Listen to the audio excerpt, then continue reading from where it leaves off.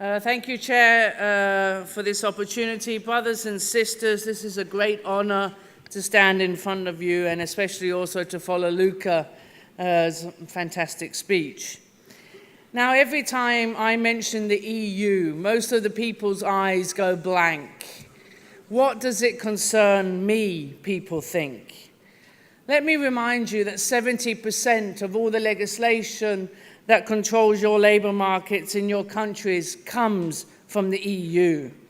But not only that, much of the regulation that we wished we had, but we don't have, is also because of the European Union. This Commission came to office claiming they are the Commission of the last chance. And do you know what? They are dead right. Let's have a look at it. If I name Brexit, if I name all the countries who are following Brexit and who want a more, as Luca said, neoliberal Europe, if I mention the xenophobia that is rising in our countries, the unforgiving and unacceptable growth in income and wealth inequality, the rise of the working poor, of zero-hour contracts, the substitution of man by machine. They are right. This is the Commission of the last chance. But this is also, and maybe more to the point, last chance social Europe. So what is the Commission actually doing? Europe has gone from a Commission of Delors, one of ideas, to Barroso, who believed in growth, to Juncker, who believes in the economy. We have gone from regulation, which was more or less respected by most, to suddenly that regulation had to be made fit for purpose, to this Commission who seems to think that regulation is a burden. This Commission's better regulation agenda is wrong. What they believe in is that the more we open the markets, the more we deregulate the markets, the more innovation we will have, the lower prices we will have, and the greater demand there will be, and therefore there will be a positive circle. This is wrong. The moment prices are dropped, we are the ones who bear that burden. This Commission is a pro-industry, anti-social, anti-environmental Commission. Let's just have a look at some of the statistics that support that. Can I change the slide, please? The slide has disappeared. I can speak instead. In the commerce sector, our largest sector in UNI, for every €1 we spend on lobbying, they spend 120. For the one lobbyist we have in UNI Europa, they have 13. If we go to our post and logistics sector, for every €1 we spend, they spend 1,382 euros. For every one lobbyist we have, they have 17. If we go to our finance sector, for every €1 we can spend lobbying, they spend 12,000 euros. For every one that we have lobbying, they have 1,700. We are up against the titans. At the same time, when the Commission prefers to see them than they prefer to see us, the situation gets even worse.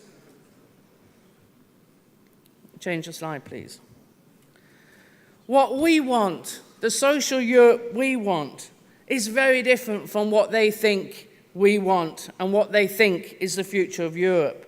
For us, quality jobs and decent pay is the future for Europe. We know, all of us in this room, that quality jobs, happy workers, leads to sound and sustainable economies, adaptable economies, ones where no one is exploited. We know that this can be the case. We know it's possible. We know it's plausible. Change the slide, please. So how can we get there? One thing is we have to be really smart. And I don't mean smart in the sense of how we dress, but we've got to think differently. If this is the situation across Europe, if this is so that there's so many lobbyists from industry for every one of us, what can we do? You and us in the office in Brussels, we have to work together. If you lobby nationally, if you lobby your MEPs in the Parliament, and we do the same, if we speak together in one voice, they will listen. We also have to create alliances. We cannot do this alone. This commission is too smart. We heard in Oliver's speech yesterday about how manipulative their rhetorics are. They're acting as if they want to protect the small players. Oh, we must think of Europe's SMEs, the small and medium-sized companies. You know what? 99% of all employment is in these companies. Yet they are negotiating trade agreements which will benefit the multinational companies at the expense of our small companies. They want better regulation, but it's not better for us. So we must create alliances so our voice becomes louder even more. We must also dare think outside of the box. Maybe release ourselves from some of the traditions we have had and seek new paths, new methods, new ways of communicating. And we must use the very fact that we are the movement in the world who has presence on all levels, from the shop floor to the regions, to the countries, to Europe, globally. We are the only ones who have that, and we must use that. We must lobby. Some people hate that word, but we must do it, and we must be smart. We must do this to make sure that this is not last chance social Europe. UNI Europa is on the right track. We have broken through over the last years, and we have made our presence in Brussels very, very clear. Now people no longer ask when I say I come from UNI Europa, what university is that then? They know who UNI Europa is.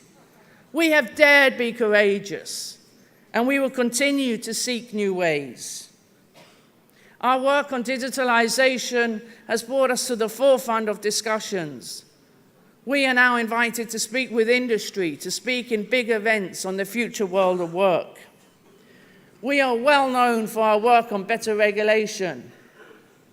We are well known for our work on trade and in defending collective agreements.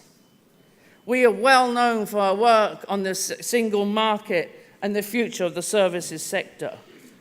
Politicians know us. They're contacting us now for information. They want our opinions. So we have come a long way, but we must never think that this is good enough. We can always improve. We must be smarter. We must dare say a lot more about a lot less and be known for our knowledge. It's you and it's us. It's nationally and it's in Europe. And believe me, together we will and we can change Europe. Thank you.